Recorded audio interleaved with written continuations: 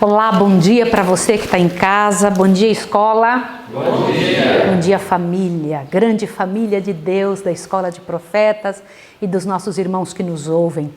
Eu louvo ao Senhor pela boa vontade de vocês de estudar o ano bíblico. O ano bíblico tem sido diante do Senhor, diante de todo o céu, a saída que existe para seres humanos se aproximarem de Deus. Foi Deus que inventou esse método e todos nós deveríamos tornar em nossa vida isso um hábito, de procurar sempre, de buscar ao Senhor nas primeiras horas da manhã. Quem não encontra o Senhor nas primeiras horas da manhã, encontrará o inimigo durante as outras horas do dia.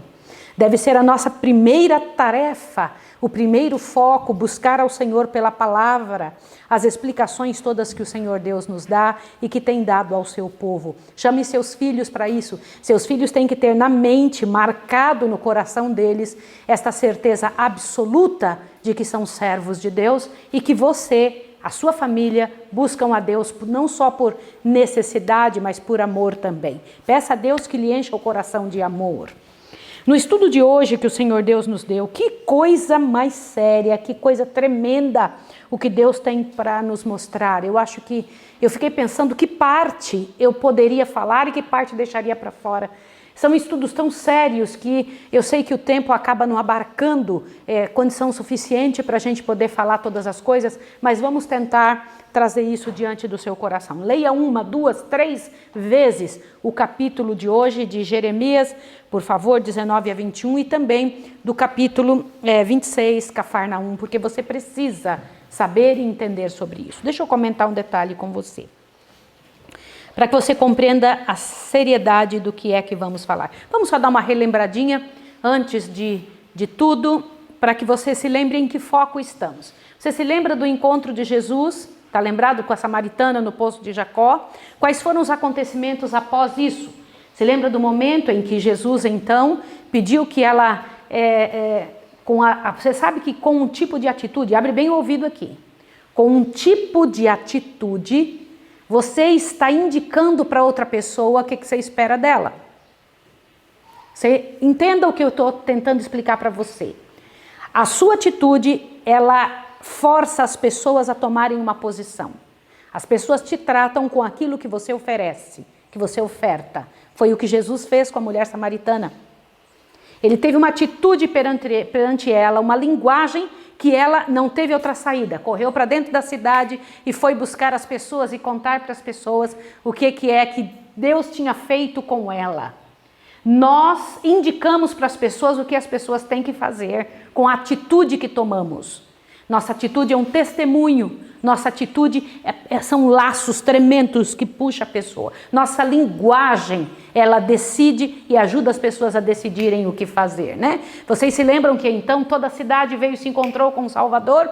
Após isso, nós lembramos de João Batista. Que histórias que nós tivemos que ouvir sobre o nosso irmão João Batista, aquele que houve aquela dificuldade dentro da vida dos discípulos. Lembra disso? Que eles brigaram sobre quem era o maior, puxa vida, teus discípulos, Jesus, estão batizando, e a linguagem tão bonita de João, e ao dizer e ao explicar para eles, importa que ele cresça e que eu diminua. Cada detalhe desses não são só experiências de só uma história contada. Isso tem que fazer parte da nossa vida, da nossa história, da nossa maneira de comunicação.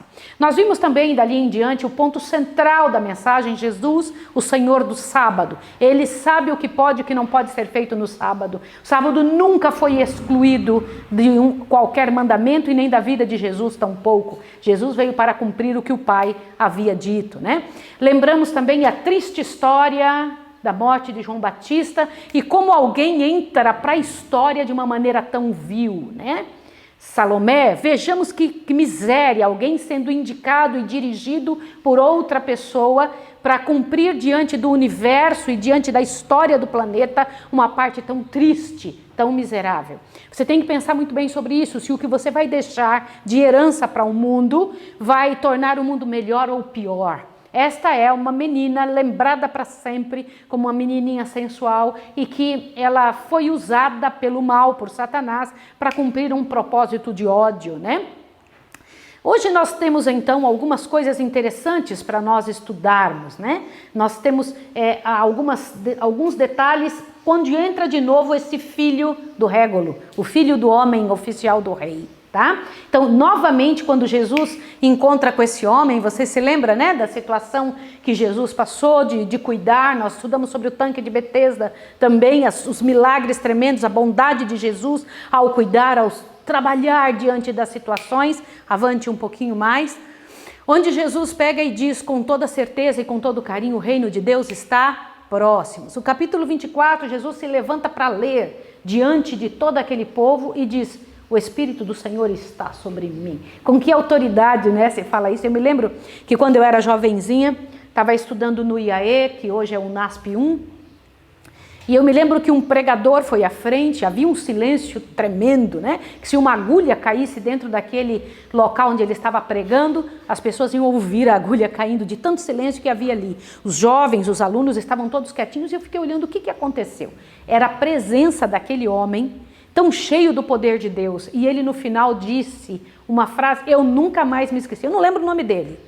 Mas eu me lembro do que ele falou, eu me lembro da pregação. No final ele disse assim, sejam imitadores de Cristo. Ele usou a linguagem de Paulo, como eu sou imitador de Cristo.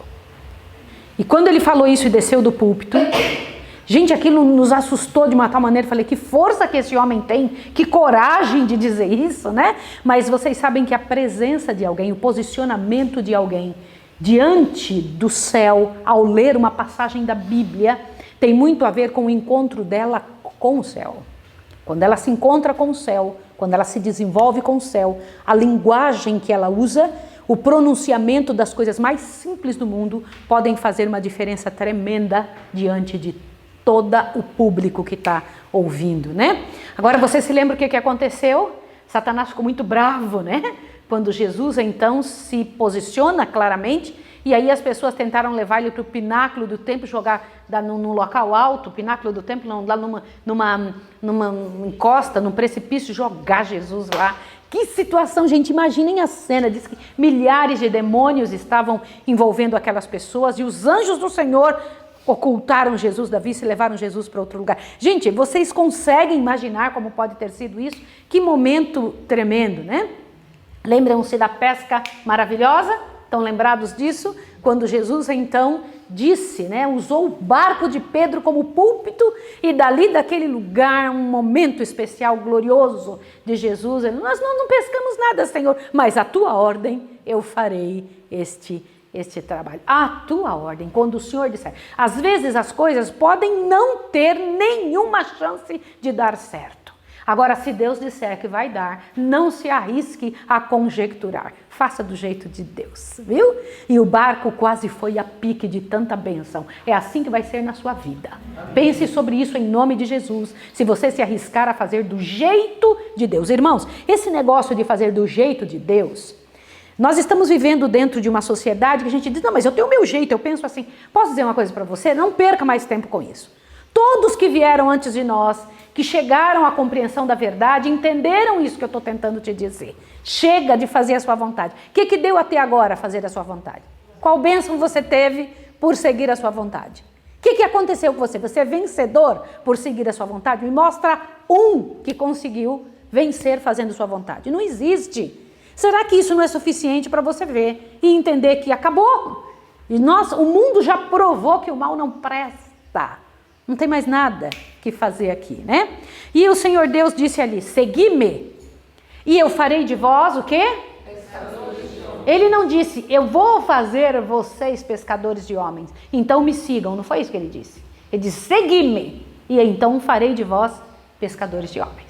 Então, o primeiro passo para conseguir ser pescador de homem, tem que seguir o que o Senhor Deus pede. Isso é coisa muito séria, tá bom? Isso é um momento muito sério. E nós estamos hoje na linda cidade de Cafarnaum, né? Que era um espaço especial. Não passe ainda, viu, filho? Eu já vou te pedindo quando você passar. Era chamada até a cidade de Jesus, né? Quantas vezes ele estava ali. Às vezes a gente procura uma cidade para a gente morar. Por quê? Quais são as razões pelas quais você procura um espaço para você morar? Pelo seu próprio benefício. essa cidade tem hospitais, essa cidade tem isso, tem aquilo. Eu me lembro de estar falando com uma pessoa na sexta-feira pela manhã, conversando com uma pessoa sobre o local onde ela iria se mudar, né? E quando ela estava falando, eu falei, mas por que lá? Por que a senhora quer esse lugar? Ela disse, porque ela tem 3 hospitais, porque ela tem, o Carrefour está perto, porque não sei o quê, e começou a falar. Eu fiquei pensando, quantas vezes eu fiz isso também? Procurar um local para minha alegria e para minha satisfação e para minha comodidade. Não era assim com Jesus. Por que aquela cidade foi chamada a cidade de Jesus? Porque ela era uma via de acesso para muitos outros lugares, onde pessoas vinham e iam, e a única razão de Jesus era, eu posso fazer deste lugar um meio do evangelho chegar a muitos lugares. A razão de Jesus era a salvação, ainda que tivesse que escolher onde ele mais pregaria. Mas eu não posso falar desse assunto sem comentar Jeremias 19, onde o Senhor Deus dá uma orientação para Jeremias. Que orientação ele dá? Vamos lá, eu quero que vocês me digam. Pegar o quê? Uma botija e fazer o que com ela? Levar diante dos anciãos e sacerdotes. Eu quero comentar uma coisa com você agora. Irmãos, toda vida tem seu tempo de início, vivência, decisão e morte. Vocês conseguiram entender o que eu acabei de falar? Início, vivência, decisão e morte. Do que eu estou dizendo? As pessoas nascem, elas aprendem a viver, bom ou mal, mas aprendem. Depois elas decidem o que elas querem fazer. E daí pode ser morte para a vida, morte com Satanás ou morte com Jesus. Das duas formas você tem que morrer. Ou você morre com Satanás, que é a morte eterna, ou morre para o eu, que é como a gente vive, e ganha a vida eterna. Todas as vidas tiveram este tempo para escolher. Adão teve isso? Sim ou não? Abraão teve isso? Noé teve? Moisés teve? O povo de Israel teve que escolher? Todo mundo tem o tempo que nasce, o tempo que vive, o tempo que decide e o tempo que morre. Saiba disso. Você que está me ouvindo também tem. E nesta passagem, destas decisões, passagem de uma parte para outra, você pode encontrar o Senhor Deus ou Satanás. Eu quero te dizer que pessoas podem ficar endemoniadas sem espumar no chão. Sim ou não? Sim. Era o caso do povo de Israel? Sim. Sim. Era o caso de nossos antepassados. E eu fico muito impressionada quando o Senhor Deus disse claramente, pegue a botija, meu filho, vai na frente deles. E vai lá, meu filho, quebra a botija na frente deles. Jeremias 19, verso 10, disse, olha lá, para os homens que estiverem na frente contigo, quebra. Você está pensando que eu vou quebrar? Não vou quebrar, tá bom? Mas foi o que o Senhor Deus pediu para o profeta ir lá e fazer isso, para mostrar o quanto eles estavam quebrados, destruídos em vários pedaços. Irmãos, é assim que fica uma pessoa nunca mais inteira, a não ser que Deus coloque a mão sobre ela, quando ela se entrega a qualquer poder do mal. É assim que acontece. Infelizmente, essa é a situação. O Senhor Deus diz claramente, olha, eu coloco na sua frente, na frente de vocês, a vida ou o caminho da morte. Para todas as pessoas tem isso, em Jeremias 21, 8. O Senhor Deus diz, o que já estava em Jeremias, em Deuteronômio 30, 15. O Senhor Deus diz claramente, eu coloco na frente de vocês a vida ou a morte, não existe meio termo. E esqueça a ideia que existe um caminho do meio, não existe. Ou você está de um lado ou está do outro, não tem uma oportunidade de dizer assim, é mais ou menos, não existe mais ou menos. Ontem o pastor Pablo, ao falar e explicar o que nós vimos no capítulo 25, ele disse com clareza, você pode pôr 99,9999999% salvo é igual a 100% perdido. Não adianta que Deus não vai conjecturar, Deus não vai se envolver com você com nenhuma gota de acordo com o mal. Não existe isso. E o povo de Israel demorou muito para entender isso, demorou demais a compreender esse tipo de situação e por isso sofreu tanto. Não adianta, gente, qualquer pessoa que se entrega a Satanás se tornará escravo dele. E Satanás não é amigo de ninguém, ele nem não mata os anjos dele, porque ele precisa destes anjos maus. Senão ele matava também, ele odeia qualquer um. E ele odeia você. Se ele puder tirar o que você tem, que ele não tem mais, ele faz isso. Ele tenta tirar de você felicidade. Algumas pessoas vivem numa errância. Sai de uma, entra noutra miséria. Sai de uma miséria, entra noutra miséria. Porque Satanás, ele é especialista em dar uma ajustada na cara do pecado. E sempre dizendo, não é bem assim. Isso não é tão assim. A tática de Satanás e o grande problema de nossa fé, abre o seu ouvido, de nós membros, é dizer, um pouquinho curto não tem problema. Um pouquinho de cafeína não tem problema. Um pouquinho só desse negócio, só uns diazinhos, é só um pouquinho sensual, é só um pouquinho. Esse pouquinho nosso não sabe para onde que leva. É o que nós temos que entender agora, que pela graça e poder de Deus, o Senhor Deus nos dê cabeça para compreender o que Deus estava querendo dizer para o povo de Israel no livro de Jeremias. Sempre, todas as épocas, Jesus disse a mesma coisa. Deus está dizendo a mesma coisa agora para nós também. Tome cuidado para você não ser engolido, para ninguém tomar a sua coroa. Cuidado, porque antes de tomar a sua coroa, Satanás te escraviza e você vive uma vida de miséria tremenda antes da morte. O resultado certo do pecado não é só morte, é miséria e morte. Essa é a realidade. Não existe. Qualquer coisa que está errada, o resultado certo o que vai realmente acontecer é morrer. Lá estava Jesus, na grande metrópole, né? Aquela cidade de Cafarnaum que ficava na praia do mar da Galileia, próximo às bordas da bela planície de Genezaré. Olha que coisa linda, diz que era regado por muita comidinha boa, tinha grandes árvores, um lugar fabuloso, que lugar bonito. E lá naquela cidade, o filho do nobre que tinha sido curado, estava ali, não era isso mesmo? E ele então, imagina quantas pessoas sabiam na cidade a respeito do que Jesus fazia, e uma multidão veio aonde Jesus estava, embora, vocês sabem, embora o Sinédrio não estava contente que Jesus estivesse lá. Estava? Nem um pouco. Chateados, incomodados, Jesus estava num lugar onde ele resolvia fazer o trabalho de Deus. E o incrível era que, ao Jesus trabalhar, eu gostaria que vocês vissem esses detalhes aqui, que eu queria que vocês lessem com cuidado. Como era a postura de Jesus frente ao trabalho em Cafarnaum ou em qualquer outro lugar. Mas como neste texto foi o que foi dito, olha, toda a cidade se agitou quando soube que Jesus estava chegando. Não foi isso? Que mais? Todo o céu estava palpitante de interesse.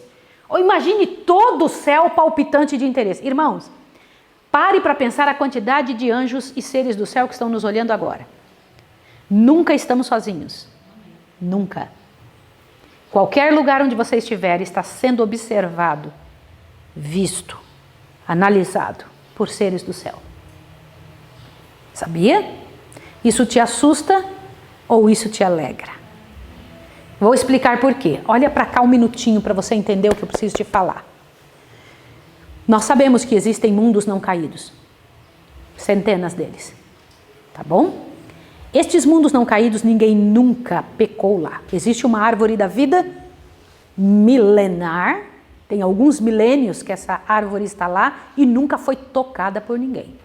Assim como tinha a árvore da vida aqui e a árvore da ciência do bem e do mal. Lembra disso? A árvore da vida foi levada para o Senhor e a outra foi tocada, não foi isso? No céu, lá nos mundos não caídos, existe uma árvore que nunca foi tocada. Do mesmo jeito que foi pedido para Adão e Eva no início, estão nos outros mundos. Você entende isso ou não entende? Então imagine um local onde ninguém tocou em época nenhuma, em momento algum. Está lá, parada. Existe. A senhora White teve essa visão. Quando ela subiu para um desses mundos, ela viu em visão, né? Quando eu digo subiu, é em visão, naquele mundo. E disse que ali ela encontrou pessoas lindas, altas, bonitas, cheias de vida e de saúde. Pessoas de todas as idades. O que significa isso? O que você entende por pessoas de todas as idades? Raciocina comigo. É sinal que lá eles procriam. Sim ou não? É óbvio.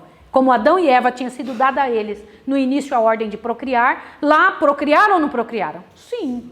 E existem pessoas de diferentes idades? Sim. Lá deve ter alguma mulher de 57 anos? Certamente. Sabem quem eu acho que me observa? Gente que tem a minha idade, gente que tem a mesma... Por que que eles observam? Por que que eu acho que eles me observam? Por que que ele observa você na sua idade? Por que que acha que um casal de lá fica observando vocês que são jovens igual você? Por quê? Porque eles querem ver o contraste da nossa vida e a vida deles. E o que Deus é capaz de fazer em vidas miseráveis como as nossas. Sabia? Eles têm que ter certeza absoluta que o mal não presta. Então eles seguem a nossa vida. No livro de Hebreus diz que nós somos espetáculo para os mundos. No livro de Hebreus está escrito isso, nós somos espetáculo. O que é um espetáculo para os mundos? Nós somos o Twitter do céu. Sabia? Eles dirão, observa, cada passo. Isso te assusta ou isso te incomoda? Ali, no livro, Desejado de Todas as Nações, diz que o céu todo estava expectante e palpitante para ver todas as ações de Jesus e o que acontecia. E qual era a ação de Jesus no meio daquelas pessoas. Aí Jesus falava com autoridade, sim ou não? Mas ele falava bravo, era isso? Que tipo de autoridade? Exousia, né? Aquela autoridade que a pessoa fala, o outro ouve. Sem precisar parafernália nenhum e sem precisar brigar. Por quê? Olha só. Tornava bela a verdade, apresentando de maneira simples e positiva. E a linguagem dele era como, gente? Clara e que mais? O que é uma linguagem clara? Por que aqui vocês têm que fazer exercício do lápis? Respondam para mim. Respondam, filhos. Para falar uma vez e ser entendido. Para falar uma vez e ser entendido. Você não pode falar e a outra pessoa dizer, como? O que é? Não entendo. O que é? Porque blá, blá, blá, blá, blá. Aí não dá, né? Tem que falar de forma clara, pura, simples. Não precisa rebuscar nada. É falar a coisa como ela é. Isso é muito importante. O que mais? Ele era mais fervoroso do que veemente. A linguagem dele era veemente, mas ele era mais o quê? Fervoroso, isso chamava atenção. O que mais? Suas mensagens variavam a fim de ajustar-se ao auditório. Queridos, aqui uma grande lição para vocês pregadores, para nós que pregamos. Olhar e ver, para esta gente, que tipo de linguagem eu uso. Quando ele chegava na frente das mulheres, que estavam acostumadas a fazer pão, ele dizia, o reino do meu pai é igual uma mulher que pega 3 medidas de farinha, uma de fermento.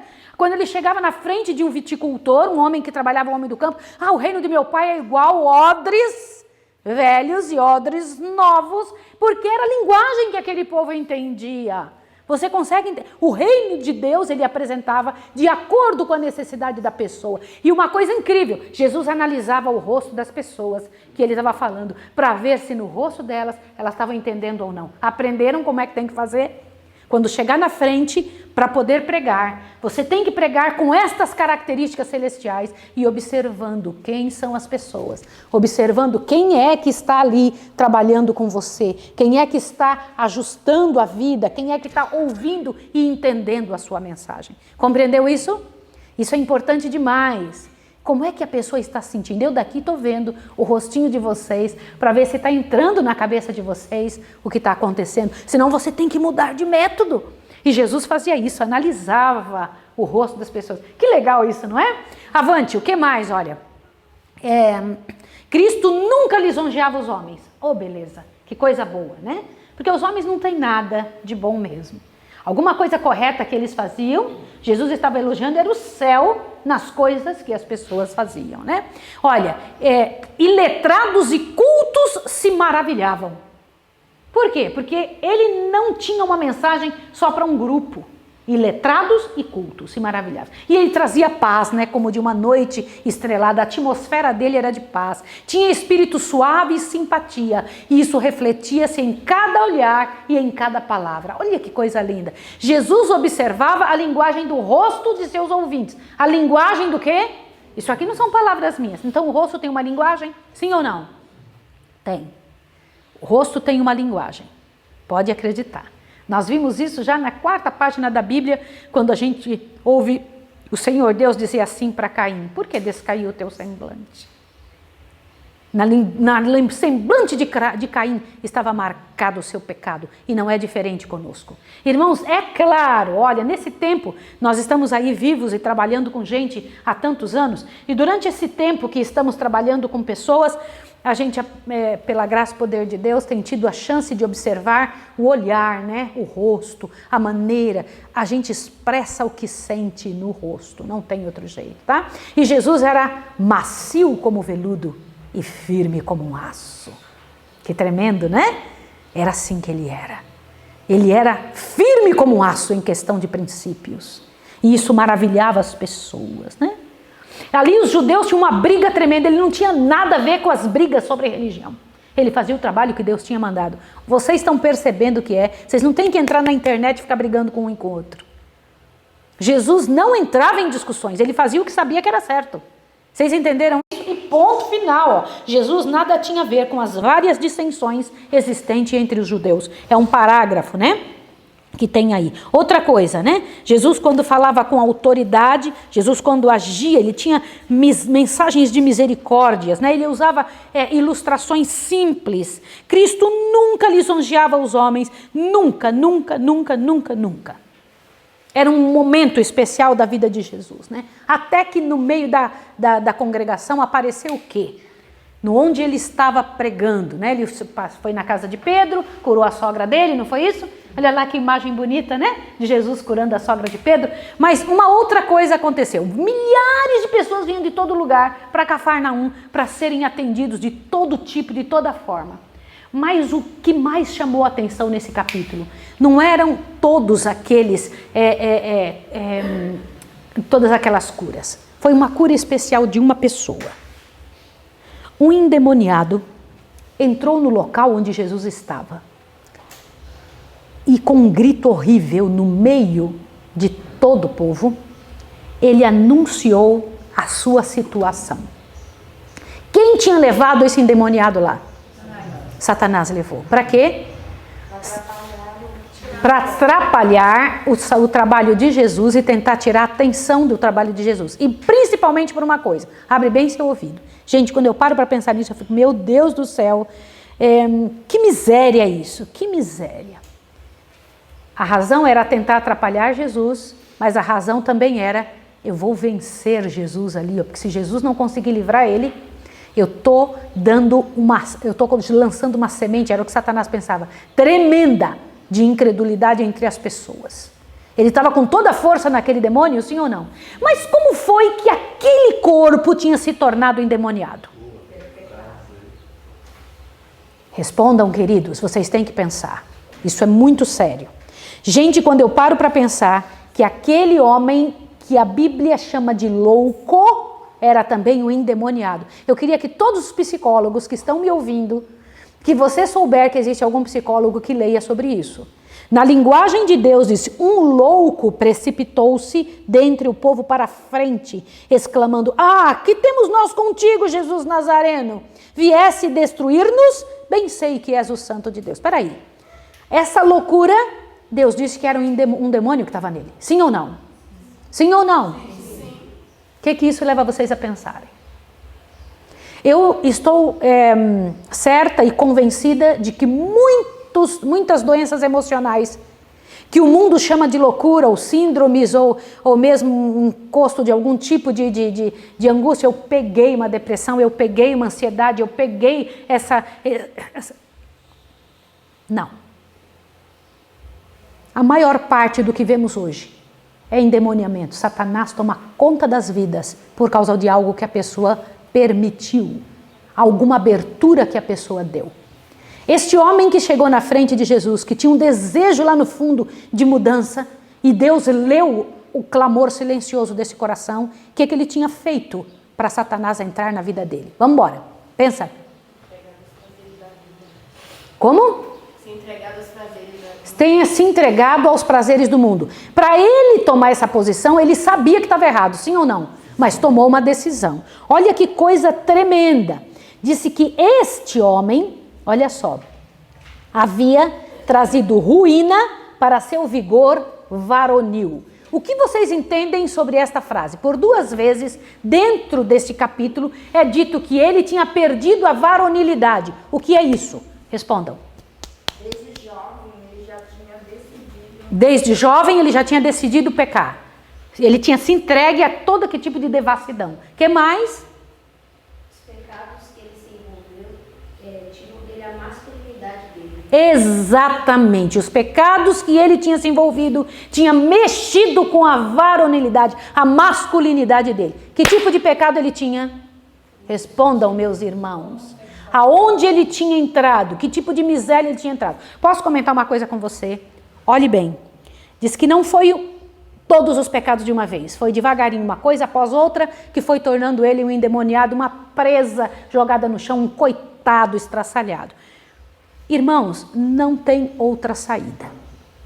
Ou você segue o que Deus pede, ou você será massificado por esta geração miserável e desgraçada. Pais que estão me ouvindo, você tem dado um celular na mão dos seus filhos? Seus filhos possuem um celular e você fala assim, não, mas eu confio nele, eu olho tudo que está ali. Posso dizer uma coisa a você? Eu ainda não encontrei um pai que conseguisse enxergar tudo o que o filho vê dentro da internet. Por que você acha que você é o primeiro? Eu não encontrei nenhum. Não existe um que saiba exatamente aonde é que o filho está entrando na internet. A internet hoje é um campo minado de todos os tipos de misérias, para ir arrancando perna, para ir arrancando juízo, para ir arrancando virgindade, para ir arrancando pureza, todo tipo de desgraça. A pessoa fica toda aleijada no final de um tipo de situação. Fala, e não adianta você dizer que isso sai com o tempo, não sai. Essas misérias ficam gravadas na mente, do que a pessoa vê, do que a pessoa entra, no que ela se alimenta. Nessa época não tinha jamais nenhum tipo de internet, né? Mas este homem aqui tinha entrado fundo nas misérias deste mundo. Eu preciso ler com você. Por favor, o parágrafo que começa, o homem que estivera possesso, olha lá, ali se achava, acharam? O homem que estivera possesso, está no parágrafo, aquele que vencera Satanás no deserto, encontraram isso? Olha lá, o homem que estivera possesso, ali se achava perante o povo admirado, feliz na liberdade de posse de si mesmo, o próprio demônio testificar o poder do Salvador. Agora veja, o homem louvou a Deus por seu livramento, os olhos que havia pouco tanto tinham chispado sob a chama da loucura, brilhavam agora de inteligência e inundavam-se de lágrimas de gratidão. O povo estava de modo de espanto. Assim que recobraram a fala, exclamavam uns para os outros, que palavra é esta? Que nova doutrina é esta? Pois com que autoridade ordena aos espíritos imundos e eles lhe obedecem? Agora vamos ver a causa oculta do motivo pelo qual essa pessoa estava assim. Irmãos, a maior parte das desgraças que nos acontecem são as coisas ocultas que fazemos. Quando você está fazendo algo que ninguém pode saber, é porque é errado. Como assim, Maísa? Eu vou dizer uma coisa para você. Quando um homem e uma mulher se casam, e eles têm sua privacidade num quarto, junto um homem e uma mulher, as pessoas nem invadem porque elas sabem que é natural e normal. É o que se espera de quem casou.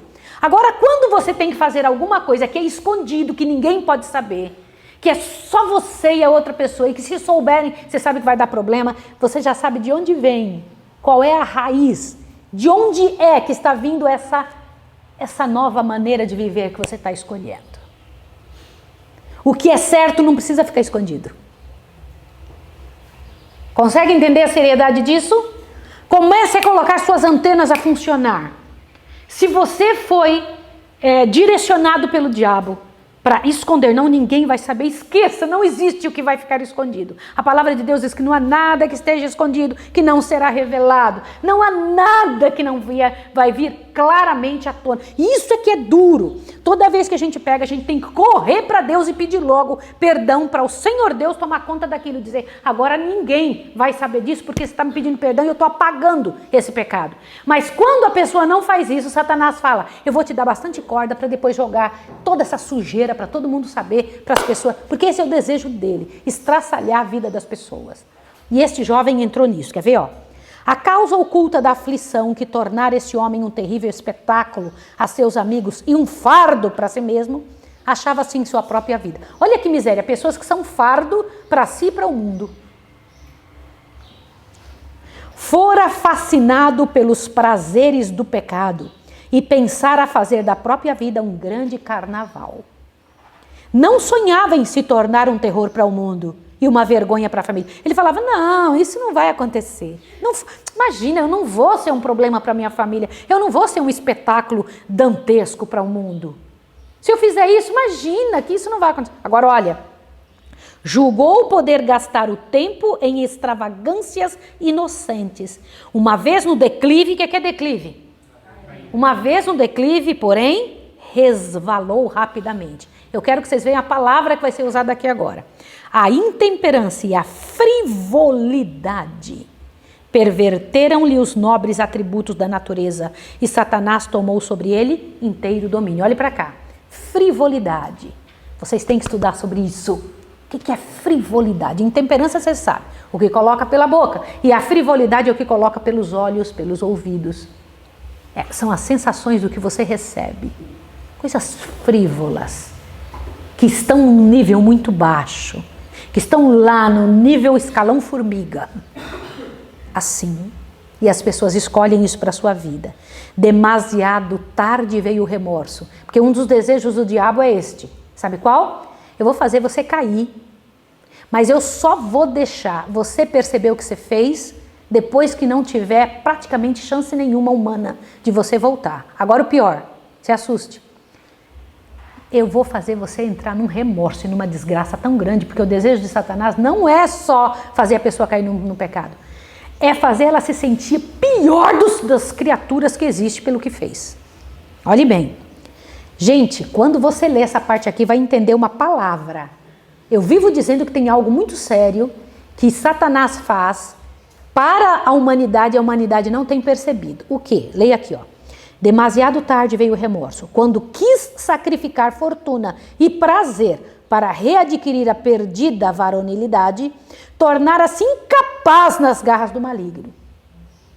Colocara-se no terreno do inimigo e Satanás tomara posse de todas as suas faculdades. Quantas faculdades Satanás tinha tomado posse? Todas. Avante. O tentador, gente, essa é a parte principal. O tentador o seduzira com muitas, o que diz aí? Representações encantadoras. O que significa representações encantadoras? Uma vez que o desgraçado se achava em seu poder, no entanto, tornara-se infadigável em sua crueldade e terrível em suas iradas visitações. Como assim? Você sabia que Satanás, ele cria representações encantadoras. O que são representações? Não é a realidade. Não é realidade, é ilusão. Ilusão. Ele faz você pensar que aquele negócio é maravilhoso, que é grande, que é fantástico, que é uma beleza. Representações fantasiosas, encantadoras. Ele faz você pensar. Ele não tem na mão, mas ele te leva a pensar que aquilo é verdade. O que ele fez com Eva? Você vai ter um negócio fantástico. Ela nunca teve esse tal desse negócio fantástico. Ele falou isso com todo mundo. Gente, posso dizer uma coisa a vocês? Abre bem o ouvido. Roubar nunca vai tornar alguém rico e feliz. Nunca. Eu te apresento uma lista de pessoas que roubaram, depois perderam tudo. Honra, dinheiro, perderam tudo. Sair do seu casamento para adulterar nunca vai tornar você feliz. Vai só tornar outra pessoa em miséria e em desgraça, em adultério também. E você vai estraçalhar sua vida e sua história. Porque não existe amor, não é amor que está unindo essas pessoas. É uma fantasiosa engenhoca do diabo para fazer você pensar que você está amando. Homossexualidade. Não existe, abre bem seu ouvido, nenhuma chance de funcionar. Por quê? Entre um homem e um homem não pode existir, não existe amor. Quando você, pai ou outra pessoa, ou qualquer outro canto do mundo, você ouve dizer assim, importante é estar feliz, esqueça, esta é uma representação fantasiosa do diabo. Não tem como. Deus não pode, amor não existe na gente. Amor só existe no Redentor. Amor tem uma fonte, tem um endereço de onde vem. Deus não vai dar um sentimento bonito e lindo como o amor para duas pessoas fazerem uma coisa tão terrível, um homem com um homem, uma mulher com uma mulher. Não existe isso. O que eles possuem é o amor que o diabo dá. que chama-se paixão, que destrói a pessoa fica sem ação, não consegue fazer outra coisa a não ser aquilo. Ela quer aquilo, ela perde a razão. Isso é loucura que o diabo concede. E aliás, deixa eu te dizer, um homem que ele pode fazer tudo o que ele quiser com o corpo dele, tomar hormônio para parecer uma mulher, para crescer o seio, fazer uma cirurgia, ele vai continuar sendo homem pro resto da vida. Representação encantadora. Está só representando. Uma mulher pode tomar hormônio para parecer um homem, e pode até parecer um homem, mas ela vai ser mulher pro resto da vida, não tem jeito. Sempre vai ser mulher. Não tem outra saída. Satanás engana e faz a pessoa achar que aquilo ali é aceitável, é bonito. Ali não existe como, não tem outra saída. E esse rapaz entendeu isso tarde demais, quando milhares de demônios entraram no seu coração, na sua vida, e o tornou um espetáculo dantesco, né? Agora veja, assim será com todos quantos condescendem com o mal. O que é condescender com o mal? Quer saber de uma coisa? Eu não estou tão afim de deixar isto. Você não tem liberdade de estar afim de deixar ou não. Não tem. Você tem que cair diante de Deus e dizer, meu Deus, tem misericórdia de mim e arranca de mim esses demônios todos que eu permiti entrar. Porque Satanás não deixa mesmo você ter vontade. O fascinante prazer do princípio de sua carreira termina nas trevas do desespero ou na loucura de uma mente arruinada. Ouviram isso? Desespero ou uma mente arruinada, loucura. Não é tremendo isso? Irmãos, isso aqui é muito tremendo. O mesmo espírito mau que tentara Cristo no deserto e possuía o louco de Cafarnaum, dominava os incrédulos judeus. Olha quanta gente endemoniada. Sim ou não? O mesmo demônio que estava lá, estava no endemoniado, está, infelizmente, em um grupo. Agora, qual é o único meio que existe de conseguir sair disso? O único meio, queridos? Irmãos, a Bíblia diz exatamente o que é. A lição de hoje ensina. Qual é o único meio de sair disso, senhores?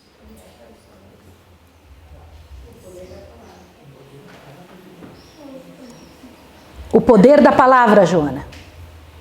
Quando você vê uma pessoa que está em miséria, envolva ela na palavra de Deus e na Bíblia, para você ver se esse demônio não vai embora.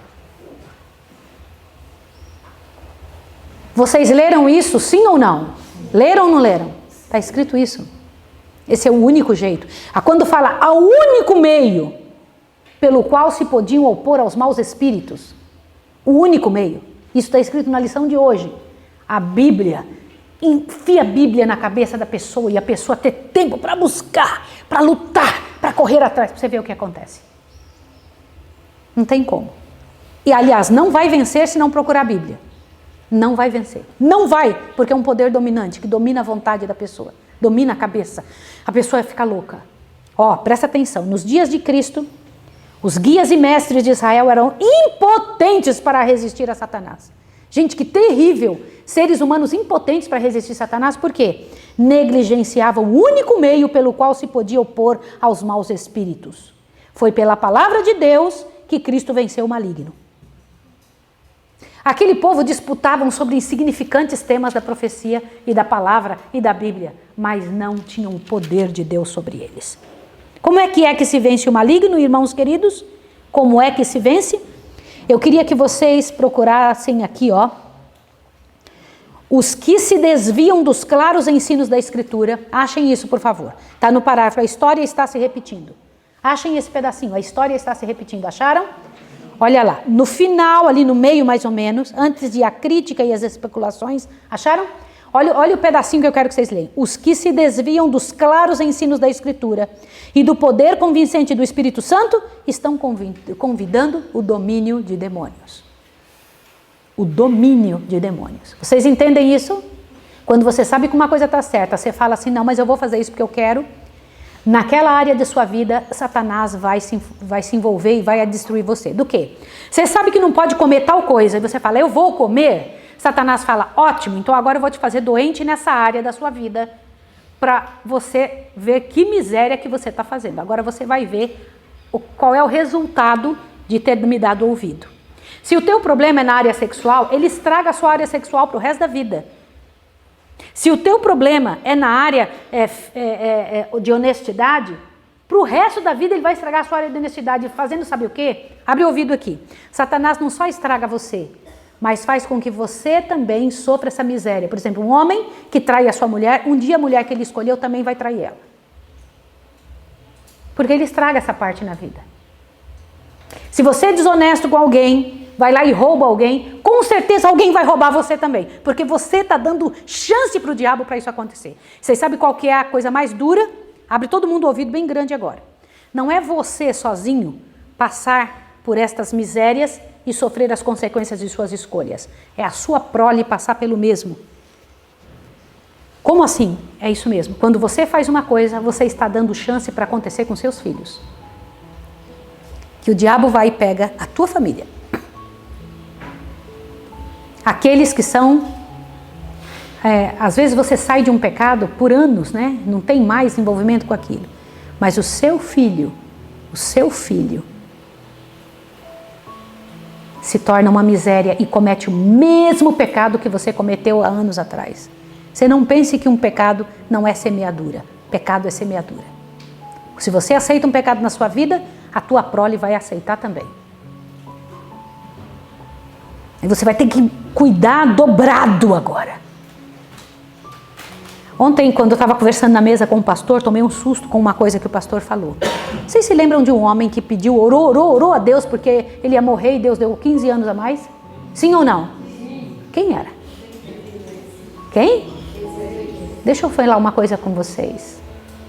Durante esses 15 anos, seria muito bom que você aceitasse quando Deus faz uma coisa para você. Deus disse que ele ia morrer, ele não quis, Senhor, me ajuda. Tudo bem, vou te dar 15 anos a mais. O que aconteceu nesses 15 anos da vida dele? Ele gerou o homem mais terrível que já teve na face da terra. Qual foi o homem pior que já teve na face da terra, que maior mal trouxe ao povo de Israel? Manassés. O que vocês acham disso? Que terrível, não é? Que terrível querer fazer do teu jeito. Deus fala, eu vou te conceder 15 anos, meu filho. Mas a fraqueza da vida deste homem, no final de sua história, ele deixa para o mundo uma herança do inferno. Se ele tivesse morrido, isso não teria acontecido, sim ou não? Eu sabia disso. Oi? Deus já sabia disso. Deus já sabia disso. Por isso que Deus estava dizendo não.